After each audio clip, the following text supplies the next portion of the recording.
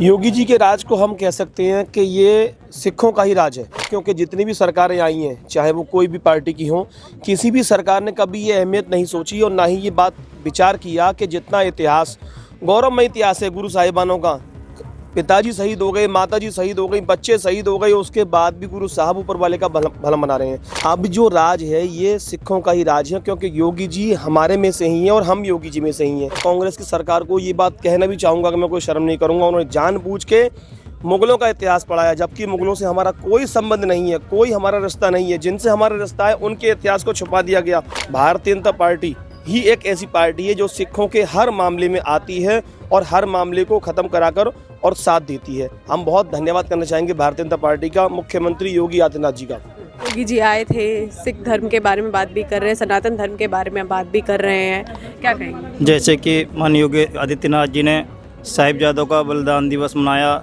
सारे सिख समाज को लेकर इकट्ठा किया, बहुत अच्छा लगा। बहुत बहुत धन्यवाद योगी जी का, मैं इतना ही कहना चाहूँगा, बहुत बहुत धन्यवाद। सिख इतिहास जो खून की स्याही और तलवार की नोक से लिखा हुआ इतिहास है, बलिदानी इतिहास है।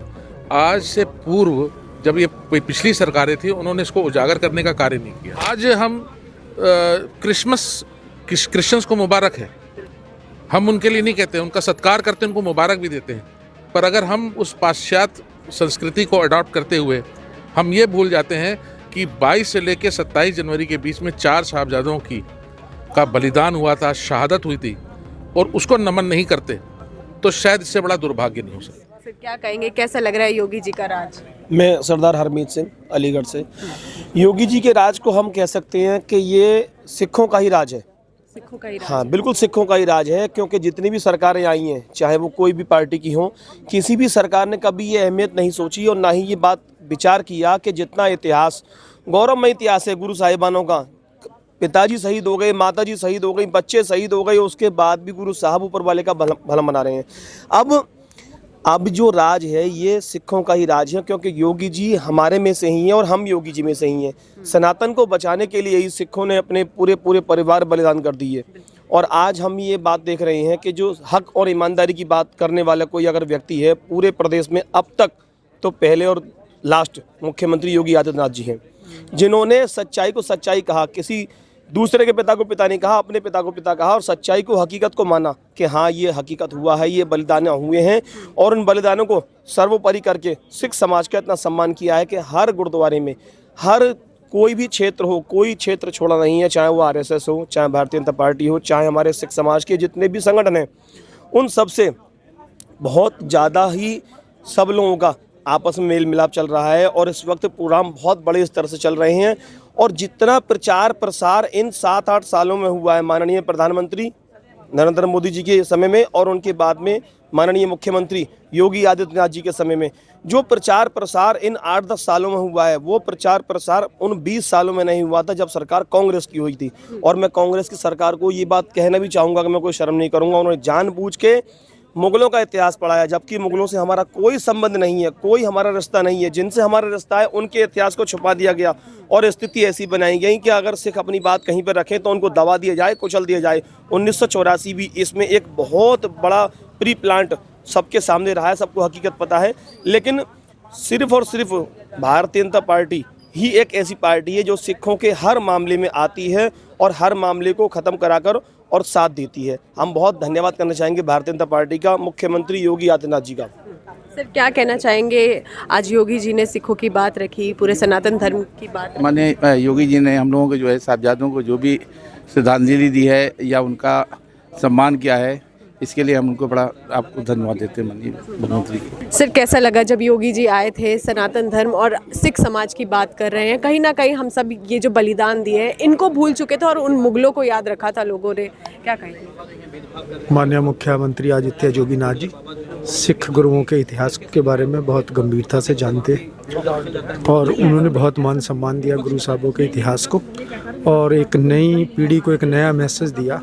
जो इससे पहले तो मुगलों का इतिहास ही हम भी पढ़ाई किया करते थे, या यूपीएससी की मैंने खूब तैयारी की, तो उस टाइम वो ज़्यादातर वही पढ़ा करते थे। एक नया इतिहास की परंपरा शुरू की है और सिख धर्म उनका काफ़ी सम्मान करता है और एक नई एक नए युग का निर्माण होने की तरफ। कैसे लगते हैं अपने योगी जी? योगी जी का बहुत अच्छे लगते हैं और हमारे सिख धर्म के सारे ही नए बच्चे भी उन्हें खूब प्रेम करने लगे और उनकी पगड़ी वाली डीपी आजकल बच्चे सब साथ में लगा रहे हैं और सब लोग बहुत खुश हैं कि एक नया मैसेज उन्होंने देना शुरू किया। क्या कहना चाहेंगे? योगी जी आए थे, सिख धर्म के बारे में बात भी कर रहे हैं, सनातन धर्म के बारे में बात भी कर रहे हैं, क्या कहेंगे? जैसे कि माननीय योगी आदित्यनाथ जी ने साहिबजादों का बलिदान दिवस मनाया, सारे सिख समाज को लेकर इकट्ठा किया, बहुत अच्छा लगा। बहुत बहुत धन्यवाद योगी जी का, मैं इतना ही कहना चाहूँगा। बहुत बहुत धन्यवाद। सर, कैसा लगा जब योगी जी आए, सिख धर्म की बात कर रहे हैं, सिख समाज की बात कर रहे हैं, कैसा लगा? देखिए, वाहिगुरु जी का खालसा, वाहिगुरु जी की फतेह। मैं Harpal Singh Jaggi, all India Sikh Punjabi welfare council, मेरे साथ पूरे सम्मानित सदस्य, विभिन्न संगठनों से आए हुए सदस्य, जो कि पूरे उत्तर प्रदेश से नहीं, देश से भी यहाँ पर आए हुए हैं। और माननीय यशस्वी हमारे मुख्यमंत्री योगी आदित्यनाथ जी द्वारा ये जो कार्य किया जा रहा है, पिछले 6 सालों से हम लगातार देख रहे हैं। जब से सरकार आई है तब से देखा है कि सिख इतिहास को उजागर करने का कार्य हमारे माननीय मुख्यमंत्री जी ने किया है। सिख इतिहास जो खून की स्याही और तलवार की नोक से लिखा हुआ इतिहास है, बलिदानी इतिहास है। आज से पूर्व जब ये पिछली सरकारें थी, उन्होंने इसको उजागर करने का कार्य नहीं किया। और आज सिख समाज ही नहीं, पूरा देश इस बात का ऋणी है उत्तर प्रदेश के मुख्यमंत्री योगी आदित्यनाथ जी का, और साथ ही ऋणी है हमारी केंद्र सरकार का, स्पेशली हमारे जो मुख्य प्रधानमंत्री हैं, देश के यशस्वी प्रधानमंत्री मोदी जी, नरेंद्र मोदी जी, जिन्होंने लाइट एंड साउंड शो, एक लेज़र शो लाल किले से पूरा कराते हुए शीशगंज गुरुद्वारे तक दिखाया। और सबसे बड़ी बात आपको बता रहा हूँ, लाल किले से ही गुरु तेग बहादुर साहब जी की शहादत का फरमान निकला था। लाल किले से ही भाई दयाला जी, भाई मतीदास, भाई सतीदास जी का भी शहादत का फरमान निकला था। और उस जगह पे वहाँ पर लाल किले से फिर से वो लाइट एंड साउंड दिखा के, शहादत को दिखा के, मेरे ख्याल सबसे बड़ा जो है श्रद्धांजलि जो है भारत की सरकार, केंद्र सरकार द्वारा दी गई है।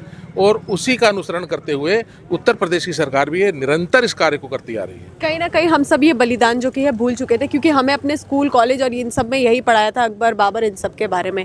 लेकिन जैसे ये सरकार आई, इन्होंने अपनी किताबों में ये सब बदला, तो कैसा लग रहा है इन्हें? दुर्भाग्य है कि देश के अंदर उस इतिहास को पढ़ाया जाता है जो लोग देश के बाहर से आए थे।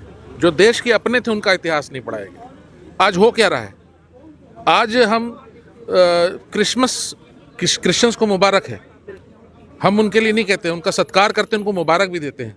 पर अगर हम उस पाश्चात्य संस्कृति को अडॉप्ट करते हुए हम ये भूल जाते हैं कि 22 से लेकर 27 जनवरी के बीच में 4 साहबजादों का बलिदान हुआ था, शहादत हुई थी, और उसको नमन नहीं करते, तो शायद इससे बड़ा दुर्भाग्य नहीं हो सकता। और एक आपके चैनल के माध्यम से बहुत बड़ी बात कहने जा रहा हूँ। सिख धर्म की उत्पत्ति धर्मांतरण को लेकर सबसे मेन बात पे हुई थी।